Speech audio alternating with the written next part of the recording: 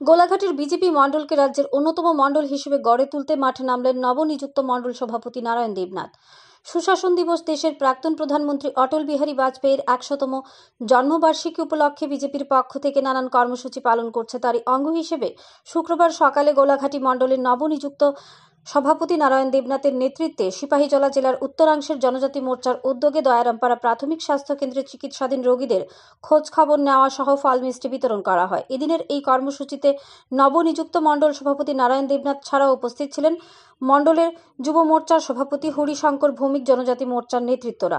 মণ্ডল সভাপতি নারায়ণ দেবনাথ সহ বিজেপি নেতৃত্বরা দয়ারামপাড়া প্রাথমিক স্বাস্থ্য কেন্দ্রে গিয়ে প্রথমে হাসপাতালে কর্তব্যরত চিকিৎসকদের সাথে কথাবার্তা বলেন এবং পরে হাসপাতালে চিকিৎসাধীন রোগীদের শারীরিক খোঁজ খবর নেওয়া সহ রোগীদের মধ্যে ফল মিষ্টি বিতরণ করেন। এদিন মণ্ডল সভাপতি নারায়ণ দেবনাথ হাসপাতাল থেকে বের হয়ে সাংবাদিকদের জানিয়েছেন, দলের নীতি ও আদর্শ মেনে তিনি কাজ করছেন।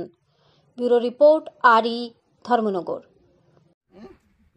25 তারিখ আমাদের প্রয়াত প্রধানমন্ত্রী অটল বিহারী বাজপেয়ীর 100তম জন্মদিবস উপলক্ষে আমরা দয়ারামপাড়া প্রাথমিক স্বাস্থ্য কেন্দ্রে আমরা আমাদের সমস্ত কার্যকর্তাদের নিয়ে আমরা এসেছি এবং এখানে যারা রোগী রয়েছে এবং তাদের জন্য আমরা সামান্য ফল মিষ্টি নিয়ে এসেছি এবং তাদের খোঁজ খবর নিতে এসেছি এবং এখানে যিনি ইনচার্জ রয়েছেন হসপিটালে ওনার সাথে আমরা আলাপ আলোচনা করেছি রোগীরা যাতে আগামী দিনে যাতে ভালো পরিষেবা পায় তার জন্য আমরা কয়জন আছে রোগী এখানে?